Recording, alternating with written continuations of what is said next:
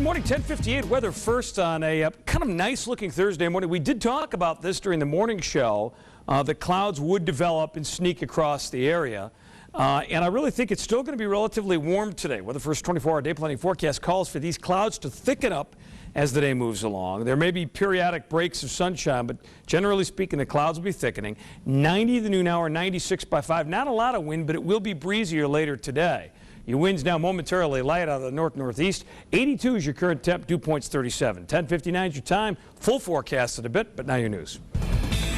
Our top story on Action News Live at midday. It has happened again. 2 construction workers hurt on the site of a major construction project on the Strip. Good morning again, everyone. Thanks for joining us. I'm Casey Smith. Tiffany Sargent is on assignment. Let's get right to our top story. An accident at the Fontainebleau construction site. Action News reporter Jessica Lovell joins us live at the scene. Jess, what is the latest? Yeah, good morning, Casey. Yeah, we are out here in front of Fontainebleau. I want you to take a look behind me, and 63 stories up into the air. You're looking at about roof level. That's where 2 construction workers early this morning, they were hit by something. Now, when rescue workers arrived, they found that the men had been pinned under a beam, but then had managed to get out from underneath that beam. Both of those men, they were taken to the hospital. They were coherent at the time and talking. They are expected to be okay. But back out here at the site, pretty much throughout the morning and as we go into the afternoon, work will resume as normal. But right now, OSHA, they will take over this investigation and then make sure that everyone was out here on the scene following all the proper procedures. I'm Jessica Lovell, Channel 13, Action News. Thank you, Jessica. New information this morning on the search for Steve Fossett. The search crews found the wreckage of Fossett's plane near Mammoth Lakes, California. This is pictures of the actual crash. He disappeared a year ago in a single-engine plane that took off in northern Nevada. I've seen photographs. They took some photographs last night. The crash looked to be to the point so severe that I doubt if someone would have walked away from it. A hiker found Fossett's ID cards and pilot's license earlier this week, and that reignited, of course, the new search effort. Search crews say they have not found any human remains so far. A judge declared Fossett legally dead last February. The latest now on our economy in crisis. New numbers paint a rather bleak picture of the nation's unemployment. Applications for unemployment benefits hit a 7-year high thanks to the impact of Hurricanes Ike and Gustav and the weakening economy. Claims were up about 1,000 to nearly 500,000.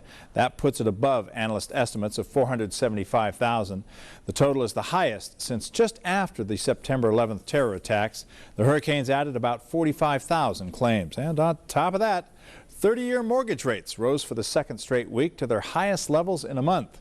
Freddie Mac is reporting an average of 6.1% this week, up from 6.09% last week. A revised version of the economic bailout plan is being debated in the House today. The Senate, of course, passed it last night. This is not a Democratic bill. It's not a Republican bill. It's our bill. Several changes were added to the original bill, including $100 billion in tax breaks for the middle class.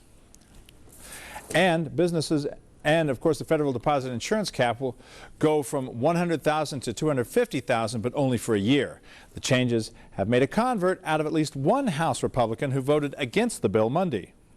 It still has the government acquiring way too many troubled assets.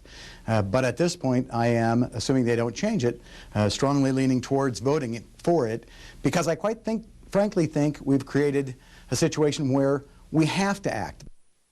The new bill could plunge the government into even more debt for a while, and some fear House Democrats will vote against it because of that. Well, they're going to have to update that national debt clock in Times Square because of all this. It now stands at $9.8 trillion, which is 13 digits. They have to rewrite the software now because they will need 14 digits if the national debt hits $10 trillion. Well, Red, White, and Blue 2008, the new major party presidential candidates are sounding off about the new bill and the possibility of the House passing it this time around. We were able to make significant changes in the bill which improved it rather dramatically, and I'm confident it will go through the House of Representatives. Now, John McCain's opponent, Senator Barack Obama, is also urging the passage of the legislation, even though he acknowledges the plan is far from perfect. But it's clear that, from my perspective, this is what we need to do right now to prevent the possibility of a crisis turning into a catastrophe. The House is expected to vote on this tomorrow. Well, the top of the ticket takes a back seat to running mates tonight. Vice presidential nominees Joe Biden and Sarah Palin will square off in their only debate. ABC's Diana Alvear tells us both have a lot on the line. Forget the rallies and the speeches. Thursday, the vice presidential candidates Joe Biden and Sarah Palin will take the stage at Washington University in St. Louis, unscripted and unfiltered for their one and only face-to-face matchup. Each has much to prove to voters, Palin perhaps more than Biden. A new ABC News Washington Post poll shows 6 out of 10 respondents say the governor does not have enough experience to be president. And when it comes to understanding complex issues, respondents overwhelmingly favor Biden, 75% compared to only 46% for Palin. Mission number one is make no mistake. That could be nearly fatal to the McCain campaign.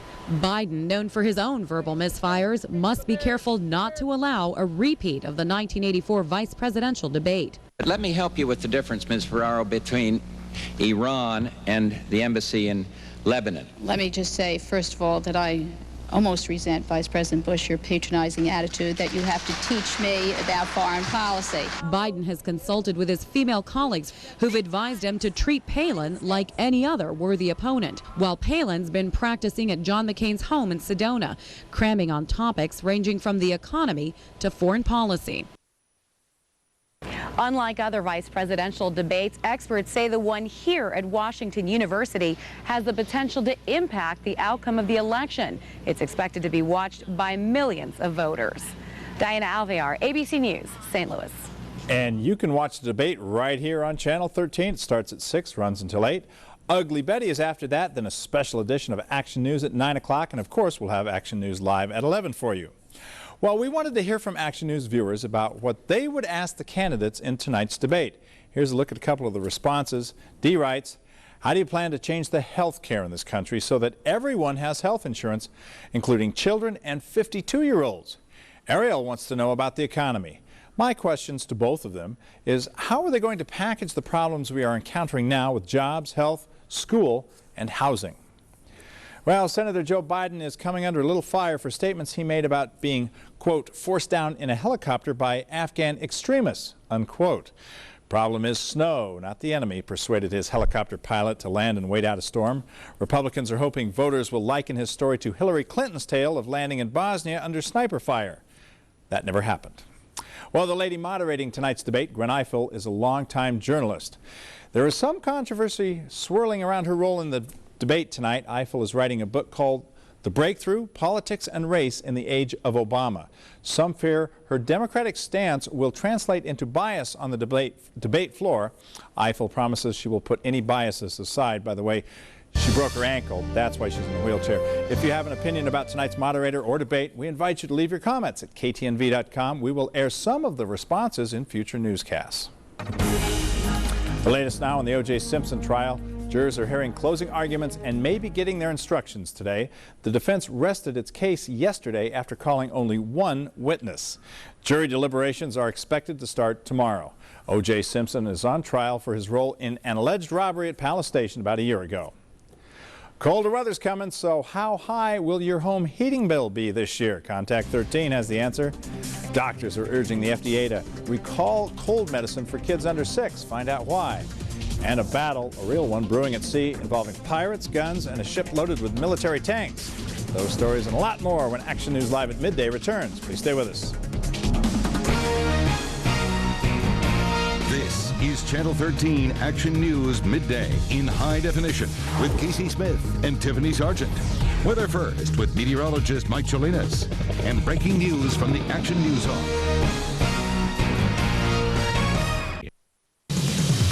From Contact 13 this morning, doctors are urging the Food and Drug Administration to recall cold medicine for children under 6. They question the drug's benefits and worry about the risks. The FDA is holding a public hearing on that issue today.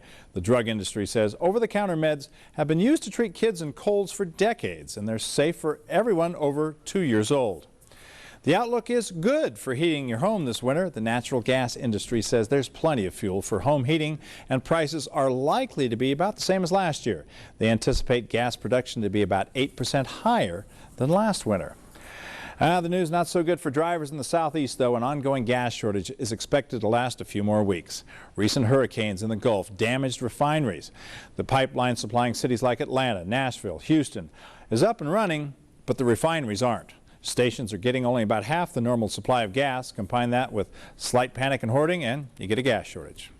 The gas shortages, though, aren't impacting national gas averages. In fact, they fell 2 cents overnight from $3.61 to $3.59 a gallon, and we're doing a lot better here. Our average is $3.47, and that's about 20 cents a gallon less than it was a month ago. The U.S. and Russia are turning up the heat on a group of pirates holding a ship full of tanks hostage. Plus, you won't believe how many text messages federal investigators say the engineer sent that day that the commuter train collided with a freight train. Those stories and a lot more coming up on Action News live at midday. 11:12 is your time. Hey, clouds are starting to show up already. How thick are they going to get today, and when are we going to see some rain and or snow out of them? We'll answer that momentarily.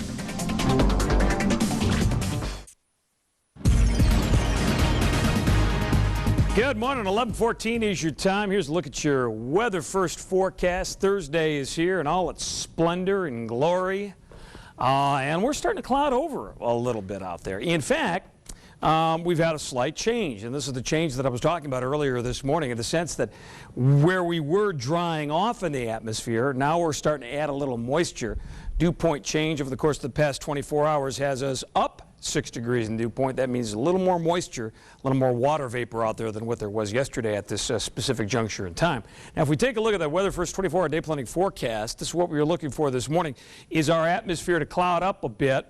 Periodic points of sunshine, but the clouds will thicken later today. 90 is your noontime temp, and then I'm going like 96 for the eventual high. Right now, 85, dew points at 38, humidity at 19%, the winds for the moment out of the east at 6. As warm as 91 right now at Nellis at Sunrise, 89 downtown, 85 Spring Valley, and 84 at Southern Highlands. Winds negligible for the most part around the valley, relatively light, but as high pressure works towards the east, and we start to see a rather vigorous area of low pressure work in from the west, we will begin to see the winds pick up just a bit. Satellite imagery shows that constant swath of clouds moving through. Notice that behind this band is atop us right now, there may be some momentary clearing before we see some more clouds stroll in later this afternoon. There's two fronts that are going to come knocking on the door. The first one will stall out in the central portions of the state. It's the second one that's going to be a dally of a doozy, that's for sure. Here's your imagery model for Saturday in the morning. Notice the ridge of high pressure has been pushed off towards the east. Here comes your area of low pressure in from the west, and this is going to pull in some instability, and along with it, quite a bit of wind. We'll see that develop tomorrow afternoon right through Sunday morning. Futurecast radar shows this secondary batch of precip moving through on Saturday. Most of it will be refined well to the north of us. But I do think here in the southern portions of the state, we could get some rain and may even see a flake or two of snow in the highest elevations of the nearby spring range. Quite a bit of rain forecast for Northern California. Could see as much as an inch, perhaps. Today, though, you know, a mix of sun and clouds. 96 Henderson, 92 Summerlin, 69 Mount Charleston, as warm as 95 Boulder City, and a +3 down in Laughlin. Don't forget Pahrump over the hump. It'll be 92. Here's your forecast for tomorrow. More clouds, windier in the 90s. Saturday, that front comes moving through, spark showers in the valley, maybe some snow way up on top of Mount Charleston. 84 to be windy. Then Sunday, we'll see reverse clearing. It'll be cloudy in the morning and some sunshine in the afternoon, 81 and windy. And then Monday, Tuesday, Wednesday, Thursday, look nice. 11:17 is your time. Thanks, Mike. New information on that Metrolink crash in California. Federal investigators now say the Metrolink engineer at the helm sent a text message 22 seconds before his train hit a freight train. They also say the engineer sent and received at least 45 text messages during his shift that morning. The accident killed 25 people, including that engineer. U.S. warships are monitoring a Ukrainian ship being held hostage by a group of pirates. Russia is also adding manpower to the standoff at sea. The pirates are holding the ship and several Russian tanks on board hostage for $20 million. A new report shows the number of pirates attacking off the coast of Somalia doubled this year. This video was shot by Somali pirates as they prepared to board a captured South Korean ship. In that case, they held the crew helpless for 100 days. To the latest now on the western wildfires, and one that's burning near the Angeles National Forest in California. At least 200 firefighters are battling this 50-acre blaze.